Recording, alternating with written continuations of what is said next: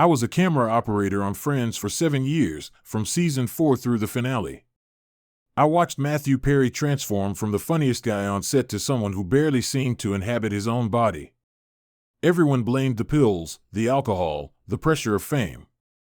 But I was there during the night shoots, the reshoots, the moments when the cameras stopped rolling and the real Matthew would surface, terrified and whispering about things that followed him home. What killed Matthew Perry wasn't just addiction. It was something that had been feeding off his pain for decades, something that the entertainment industry knew about but refused to acknowledge. I'm breaking my NDA to tell this story because Matthew deserves the truth, and because what happened to him is still happening to others. My name is David Chen, and I've worked in television production for over 20 years. What I'm about to tell you will sound impossible, but I have witnesses, I have footage, and I have a responsibility to speak up before it's too late for someone else. Chapter 1: The Golden Boy. When I started working on Friends in 1997, Matthew Perry was electric. Not just funny, electric. He had this energy that could light up the entire soundstage, this timing that was so perfect it seemed supernatural. The rest of the cast was talented, sure, but Matthew was something else. He could make a throwaway line land like a punchline that had been crafted for hours. But even then, there were signs that something wasn't quite right. I remember the first time I noticed it. We were filming the episode where Chandler proposes to Monica, one of the biggest moments in the show's history. Matthew had been struggling with the emotional weight of the scene all day, and we'd done maybe 15 takes. Then, between takes 16 and 17, something changed. Matthew walked off set for what was supposed to be a 5-minute break. When he came back, he was different. More focused, more present, but also more distant. Like someone had fine-tuned his performance but disconnected him from it at the same time. "You okay, Perry?" the director asked. Matthew smiled, that Chandler smile we all knew, but his eyes were different. Glassy, almost vacant. "Never better," he said. "Let's nail this." And he did. Take 17 was perfect. One take, no notes, everyone crying by the end. But as soon as the director called cut, Matthew's expression went blank. Not tired blank, not emotional blank, just empty. Like someone had turned off a switch. That was the first time I saw what I later learned to call the replacement. It's what happened when Matthew couldn't handle being Matthew anymore, so something else stepped in to do the job. The cast and crew just thought he was a perfectionist going through some personal stuff. Nobody questioned the dramatic improvement in his performance because the results were undeniable. But I was operating camera B, which meant I was watching Matthew's face more closely than anyone else on set. I saw when his expression would change mid-scene, so subtly that it wouldn't show up on film but was clear as day in person. I saw how his laugh would shift between takes, sometimes warm and genuine, sometimes mechanical and precise. And I saw how he would sometimes respond to direction before it was given, like he was hearing instructions the rest of us couldn't perceive. "David, you're seeing things," my colleague Sarah Martinez told me when I mentioned it. "The guy's just a really good actor going through a rough patch." But Sarah wasn't watching the monitors during the long breaks between scenes. She didn't see Matthew sitting perfectly still for 20 minutes at a time, staring at nothing, his chest barely moving like he was conserving energy. And she didn't notice how the other cast members began giving him more space during downtime, unconsciously creating a bubble around him. Jennifer Aniston was the first to sense it, I think. She started checking on Matthew between scenes, asking if he was okay with an urgency that seemed disproportionate to his visible condition. Courtney Cox would watch him from across the set with this concerned expression, like she was seeing something that worried her but couldn't name. And David Schwimmer, who had known Matthew the longest, began avoiding him entirely during breaks. Chapter 2: The Night Shoots. It was during the night shoots that things got really strange. Friends typically filmed during normal hours, but sometimes we'd have late sessions for pickup shots, ADR work, or reshoots that couldn't wait for the next scheduled production day. Those night shoots were when Matthew was most himself and most vulnerable. I remember one particular session in late 1999. We were doing reshoots for the episode where Chandler moves to Tulsa, and Matthew had been having trouble with his lines all day. Not forgetting them, exactly, but delivering them like he wasn't sure what they meant. Around 1 a.m., during a break, I found Matthew sitting alone on the couch in Central Perk, talking to someone who wasn't there. At first, I thought he was on the phone, but his hands were empty. He was having a full conversation, pausing to listen, responding, even laughing occasionally, with thin air. "No, I can't do that," he was saying.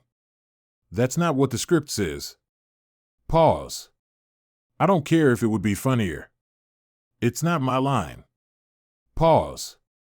"You don't get to decide that. This is my body, my voice." I stepped closer, thinking maybe he was running lines with someone over a hidden earpiece. But as I got nearer, the temperature dropped. Not dramatically, just enough to notice, like stepping into the shadow of a building on a sunny day. "Matthew?" I said quietly. He turned toward me, but his expression was wrong. Too alert for how exhausted he'd looked moments before, and his pupils were dilated despite the bright stage lights. "Oh, hey David," he said, but his voice had an odd quality to it. Like someone doing a good impression of Matthew Perry. "Just running some ideas." "Ideas for what?" "For how to make the show better. More authentic."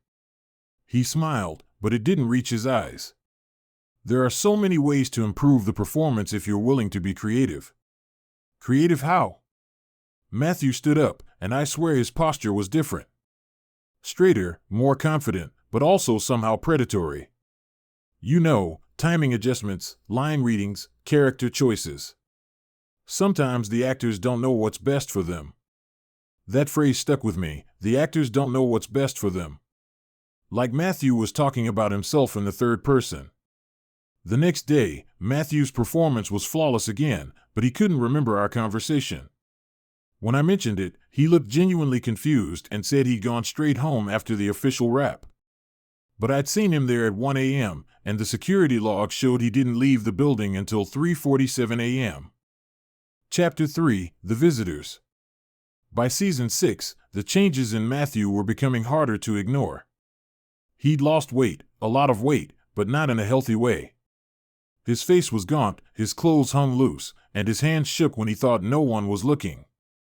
The official story was stress and some medication issues. The unofficial story, whispered among the crew, was drugs.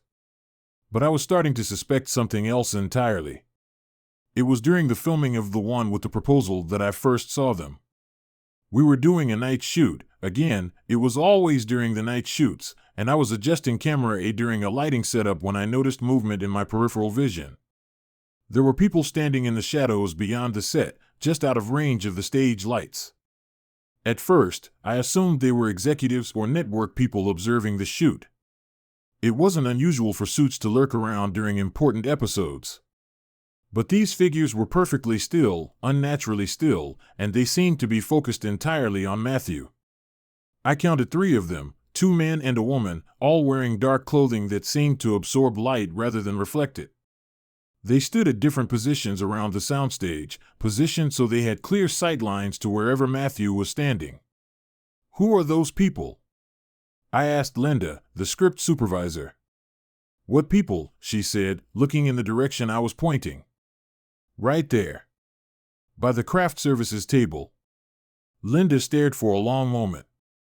"David, there's nobody there." I looked again. The figures were still there, clear as day, but Linda was looking right through them.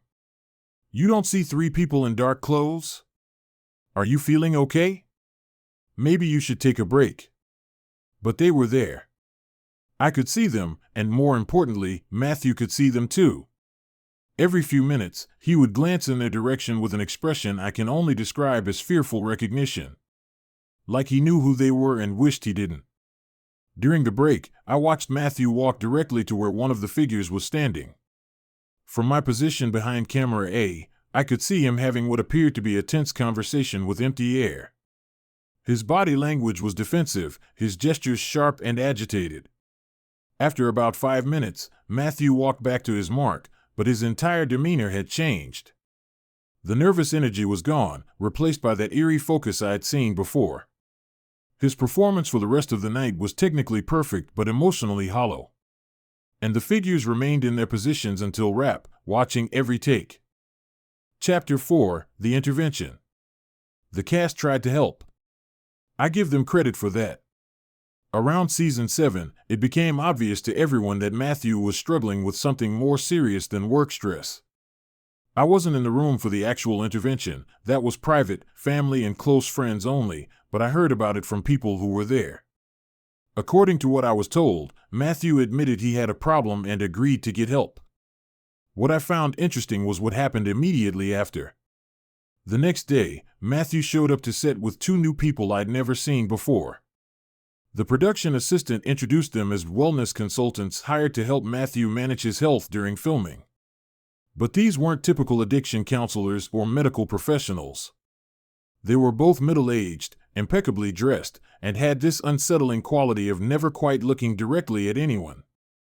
They spoke in low, measured tones and seemed to anticipate Matthew's needs before he expressed them. "Mr. Perry should probably rest now," one of them would say, seconds before Matthew showed signs of fatigue. "Mr. Perry might benefit from some air," the other would suggest, just as Matthew began to look overwhelmed. They shadowed him everywhere, to his dressing room, to craft services, even to the bathroom. And whenever they were around, those mysterious figures I'd been seeing became more frequent and more visible. It was like the wellness consultants were somehow strengthening the connection between Matthew and whatever was watching him. Dr. Patricia Wilson was the show's on-set medic, and she had concerns about Matthew's new support team from day one. "Those aren't addiction specialists," she told me privately. "I've been doing this for 20 years, and I've never seen counselors who work like that. They're not helping him recover, they're managing him." Managing him how? Like a resource. Like something valuable that needs to be maintained but not necessarily healed. Dr. Wilson had tried to examine Matthew during a particularly bad day when he seemed disoriented and confused, but the wellness consultants had intervened. They said Matthew was in process and couldn't be disturbed. They claimed any outside medical intervention would interfere with his treatment plan. She shook her head. "That's not how addiction recovery works.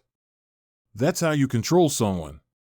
Within weeks of their arrival, Matthew's performance stabilized, but his personality seemed to dissolve. He became polite but distant, professional but hollow. He hit every mark, delivered every line perfectly, and showed up exactly on time for every call. But he also stopped telling jokes between takes. He stopped eating lunch with the cast. He stopped being Matthew Perry and became someone who was very good at playing Matthew Perry. Chapter 5: The Real Matthew. The last time I saw the real Matthew Perry was during a technical difficulties break in Season 8. We'd been having problems with the sound equipment all day, random feedback, microphones cutting out, and a persistent low-frequency hum that none of the audio engineers could locate. During the extended break while the tech crew worked on the problem, most of the cast went to their dressing rooms. But Matthew stayed on set, sitting in his usual spot on the central perk couch, staring at his hands. I was alone with him for maybe 10 minutes while I adjusted some camera settings, and that's when he spoke. "David," he said quietly, without looking up. "Do you ever feel like you're watching your life happen to someone else?" It was the first spontaneous thing I'd heard him say in months. "Sometimes," I said, not sure where this was going. "I used to make people laugh," he continued. "Not Chandler. Me. Matthew. I was funny before any of this." He gestured vaguely at the set around us. "But I can't remember the last time I told a joke that came from me instead of from somewhere else." "What do you mean, somewhere else?" Matthew finally looked up, and for the first time in years, his eyes looked fully present. "They tell me it's for my own good. That I'm sick and they're helping me get better. But I don't feel better, David. I feel like I'm disappearing." "Who tells you that?" "The consultants. The specialists. The people who are supposed to be fixing me." His voice dropped to a whisper. "But what if I'm not broken? What if I'm just occupied?" Before I could respond, one of the wellness consultants appeared at the edge of the set. "Mr. Perry, you should probably rest before the next scene," the consultant said in that smooth, emotionless tone. Matthew's expression immediately went blank. The moment of clarity was over, replaced by that familiar hollow focus. "Of course," Matthew said, standing up with mechanical precision. "Thank you for looking out for me." As he walked away with the consultant, I heard him say, barely audible, "I'm sorry, David. I don't think I'll be able to talk like that again." He was right. That was the last real conversation we ever had. Chapter 6, the finale. The series finale of Friends was supposed to be a celebration. 10 years, 236 episodes, one of the most beloved shows in television history coming to an end. The atmosphere on set should have been bittersweet but joyful. Instead, it felt like a funeral. Matthew showed up for the final taping looking like a ghost. He'd lost even more weight, his skin had a grayish pallor, and his movements were so precise they seemed choreographed. He delivered every line flawlessly, hit every emotional beat, and made the audience cry in all the right places. But it wasn't Matthew doing it. I've been around enough actors to know the difference between someone accessing deep emotions for a performance and someone having those emotions accessed by something else. Matthew wasn't drawing on his own feelings about saying goodbye to this character and this show, something was channeling the appropriate responses through him. During the final scene, when the cast is leaving the apartment for the last time, I watched Matthew's face through my viewfinder. For just a moment, as the camera panned across the empty set, I saw real emotion flicker across his features. Not scripted emotion, not performed emotion, genuine sadness and loss. But it was quickly suppressed, replaced by that hollow perfection that had become his default state. After they called wrap on the series, the cast and crew celebrated with champagne and speeches. Matthew participated dutifully, smiling at appropriate moments and saying the right things about what an honor it had been to be part of something so special. But I noticed he never actually drank the champagne. He held the glass, raised it for toasts, but never took a sip. Like he was afraid of what might happen if he loosened control even slightly. As people began to leave, I saw Matthew standing alone by the Central Perk set, staring at the couch where he'd spent a decade of his life. His wellness consultants were nearby, watching him with that clinical attention they'd maintained for years. "Time to go, Mr. Perry," one of them said. Matthew nodded and walked toward the exit, but he paused at the door and looked back one last time. For just a second, his expression cracked, and I saw something that might have been desperation. Then the moment passed, and he was gone. That was May 2004. The next time I saw Matthew Perry was 19 years later, and he was already dead. Chapter 7, The Reunion. When they announced the Friends reunion special in 2021, I wasn't surprised that they asked me to work on it. I'd been part of the original crew, I knew the show's visual language, and I had experience with nostalgic productions. What I was surprised by was Matthew's condition when I saw him again. The years hadn't been kind to any of the cast, they were all older, obviously, and fame had left its marks on each of them in different ways. But Matthew looked like he'd been hollowed out from the inside. He was thin, almost skeletal, and his movements had a fragile quality that made everyone around him nervous. But more disturbing was the way he interacted with the space. He kept looking around the recreated sets like he was seeing ghosts, flinching at shadows that didn't exist for the rest of us. "It's weird being back here," Jennifer said during a break in filming. "Yeah," Matthew replied, but he was looking at something over her shoulder. "They're all still here." "Who's still here?" Courtney asked. "Nothing," Matthew said quickly. "Just memories." But I knew what he was seeing because I was starting to see them too. Those same dark figures from the original production, positioned around the soundstage in their familiar spots. Watching. Waiting. The reunion special was only supposed to take a few days to film, but it stretched into weeks because Matthew kept having what the producers called health episodes. He'd be fine 1 minute, delivering heartfelt reminiscences about his time on the show, and then suddenly he'd become disoriented and confused. During one particularly bad episode, I heard him talking to someone again, that same one-sided conversation pattern I'd noticed during the original run. "No, I can't do that anymore," he was saying. "The show is over. The contract is over." Pause. "That's not my problem. I gave you 10 years. Pause. I don't care what you need. I'm done." This time, when I approached, Matthew didn't snap back to normal. He kept talking, his voice getting more agitated. "You can't make me. I'm not him anymore. I'm not Chandler, and I'm barely Matthew. There's nothing left for you to use." "Matthew?" I said. He turned to me, and his eyes were wide with panic. "David, they want me to sign something. A continuation. But I can't. I won't." His hands were shaking violently. "I've been trying to leave for 20 years, but they won't let me go." "Who won't let you go?" "The ones who own the show. Not the network, not the producers. The ones who really own it." He grabbed my arm, his grip surprisingly strong.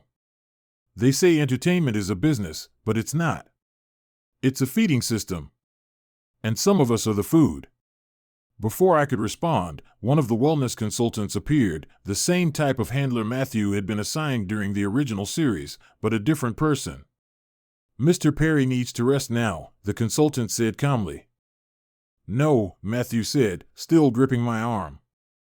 "I need to tell someone. I need." The consultant placed a hand on Matthew's shoulder, and he immediately went quiet. The panic left his eyes, replaced by that familiar hollow focus. "I'm sorry, David," Matthew said in a monotone voice. I was confused. Too much excitement about being back. As they led him away, I heard the consultant say, "The reunion special needs to be completed, Mr. Perry. After that, you can rest." But I was starting to understand that for Matthew, there would never be rest. Chapter 8: The Final Performance. Matthew's behavior during the Friends reunion became increasingly erratic as filming progressed. The official story was that he was dealing with dental surgery complications, which explained his slurred speech and disoriented demeanor. The real story was much darker. I started paying closer attention to Matthew's interactions with his handlers, and what I observed was deeply disturbing. They weren't treating him like a person struggling with health issues, they were managing him like a performing asset that needed to be maintained just long enough to complete the project. During one of the interview segments, Matthew was supposed to talk about his favorite Chandler moments. He started the answer normally, sharing genuine memories about working with the cast and crew. But mid-sentence, his expression changed. "The best part about playing Chandler," he said, his voice suddenly more articulated and confident, "was learning how to disappear completely into someone else's life. When you stop being yourself and become pure performance, you realize that identity is just another script to follow." The interviewer looked confused. That wasn't the kind of nostalgic soundbite they were looking for. "That's an interesting way to put it," the interviewer said. "Can you elaborate?" "When you give yourself completely to a character, you discover that the self is an illusion. There's no Matthew Perry, there's just someone very good at pretending to be Matthew Perry.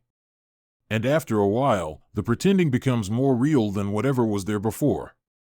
The segment was cut from the final broadcast, but I was monitoring the footage from camera B, and I could see something the other cameras missed.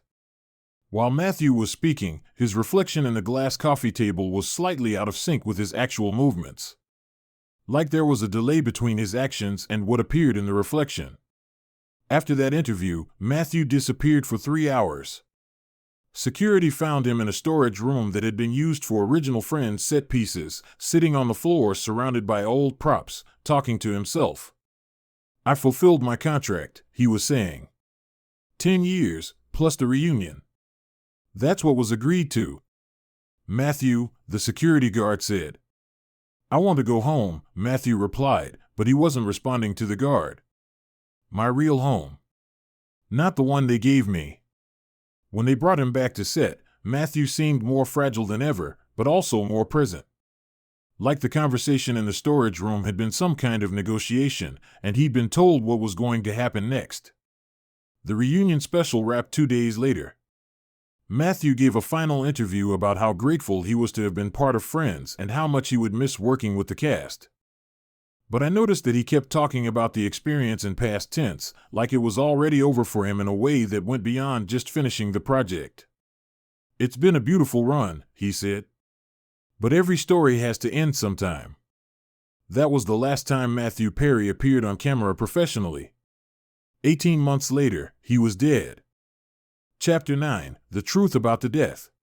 When the news broke about Matthew Perry's death on October 28, 2023, I wasn't surprised. I was heartbroken, but not surprised. The official cause was listed as drowning, related to the effects of ketamine. Accidental death, no foul play suspected. But I knew better. 3 days before Matthew died, I received a phone call from an unknown number. When I answered, it was Matthew's voice, but he sounded different. Clearer than he had in years, but also exhausted. "David, it's Matthew. I need you to know something." "Matthew? How did you get this number? I'm not sure how much time I have to talk. They think I'm sleeping, but I'm not. I'm trying to stay awake because I know what happens when I sleep now." "What happens when you sleep?" "They take over completely. When I'm awake, I can still fight them, at least a little. But when I sleep, I disappear entirely, and something else uses my body." My blood went cold. "Matthew, where are you?" "I'm at my house, but I'm not alone. I'm never alone anymore. They've been here since the reunion finished. Waiting." "Waiting for what?" "For me to stop fighting. They're done with me, David. The contract is complete, and now they want to retire the asset." "What contract?" "The one I signed without knowing it. When I was 25 and desperate to be famous. They offered me everything I wanted: success, money, recognition. They said all I had to do was let them help me become the best performer I could be." "Who are they?" "I don't know what they are exactly. Entities, maybe. Things that feed on human creativity and fame. They've been doing this for decades, probably longer. They find performers who are willing to sacrifice anything for success, and they help them achieve it." "At what cost?" "At the cost of yourself. They don't just manage your career, they gradually take over your consciousness. By the end, you're just a puppet performing for their entertainment." The line was quiet for a moment, and I could hear what sounded like footsteps in the background. "Matthew, you should call the police. Or a doctor. Or—" "There's no point. This isn't something the police can handle, and no doctor would believe what's happening to me." His voice dropped to a whisper. "David, I need you to remember this conversation. When they announce my death, it won't be suicide and it won't be an accident. It will be a retirement. Don't talk like that. You can fight this. I've been fighting for 20 years. I'm tired, and they're getting stronger. But I want someone to know the truth." The footsteps in the background got closer. "I have to go," Matthew said urgently. "They're coming back. David, whatever you do, don't let them make me into a victim. I'm not a victim, I'm a survivor who ran out of time." The line went dead. 3 days later, Matthew Perry was found dead in his hot tub. Chapter 10: The Cover-Up. The investigation into Matthew Perry's death was swift, thorough, and completely missed the point. The ketamine in his system was real. The accidental drowning was plausible. The narrative of a troubled actor whose struggles with addiction finally caught up with him was convenient and familiar. But nobody investigated the wellness consultants who had been managing Matthew for decades. Nobody looked into the mysterious figures who had been present at every major moment of his career. Nobody questioned why a man who had been terrified of drowning since childhood would choose to spend his final hours alone in a hot tub. I tried to tell people what I knew. I contacted the investigating officers, the entertainment journalists covering the story, even Matthew's former co-stars. But nobody wanted to hear about supernatural entities and decades-long possession contracts. David, I understand you're grieving, Jennifer Aniston's publicist told me when I reached out. But spreading conspiracy theories isn't going to help anyone heal from this loss.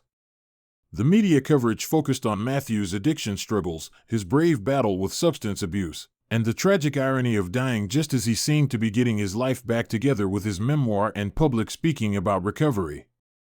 All of which was true, but incomplete. What they didn't report was that Matthew's house had been cleaned out within hours of his death, before the investigation was even complete. All his personal papers, computers, and phones were removed by what the estate lawyer described as pre-authorized security personnel. They also didn't report that the final chapter of Matthew's memoir, which was supposed to detail his plans for the future and his hopes for continued recovery, had been removed from the published version at the last minute. The publisher claimed it was too personal to include, but I suspect it contained information that certain people didn't want to become public. Most importantly, they didn't report that Matthew had been working on a documentary about the dark side of the entertainment industry. He'd been secretly filming interviews with other performers who claimed to have had similar experiences with supernatural manipulation and control. All of that footage disappeared along with everything else. Chapter 11: The Pattern. After Matthew's death, I started researching other cases of performers who had died under mysterious circumstances, particularly those who had struggled with substance abuse or mental health issues. What I found was a pattern.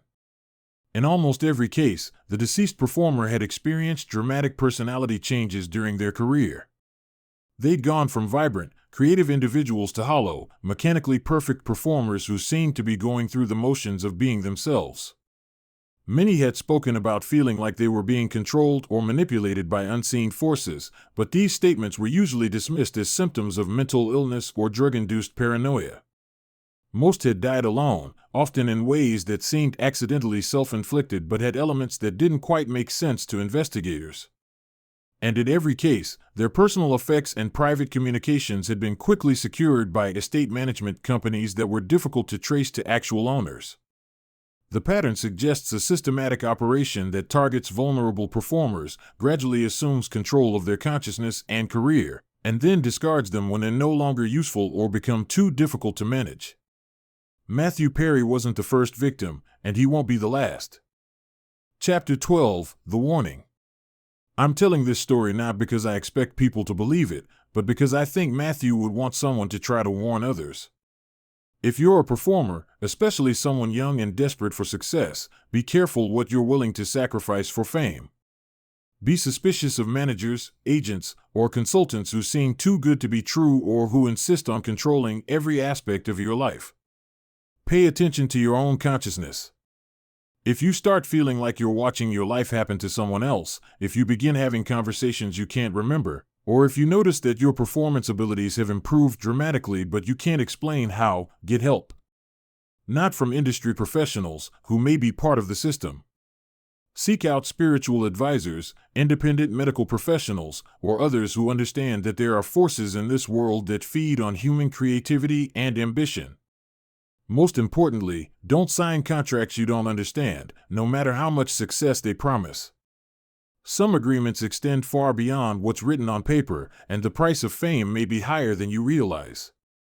Matthew Perry spent the last 20 years of his life fighting to reclaim his own consciousness from entities that had been using him as a puppet. He lost that fight, but he never stopped trying to warn others.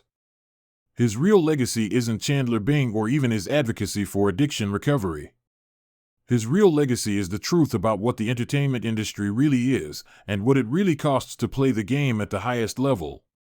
I miss Matthew, the real Matthew, the one who was funny and kind and human. The one who made everyone laugh not because something was controlling his performance, but because he genuinely wanted to bring joy to other people. That Matthew died long before his body stopped breathing in that hot tub.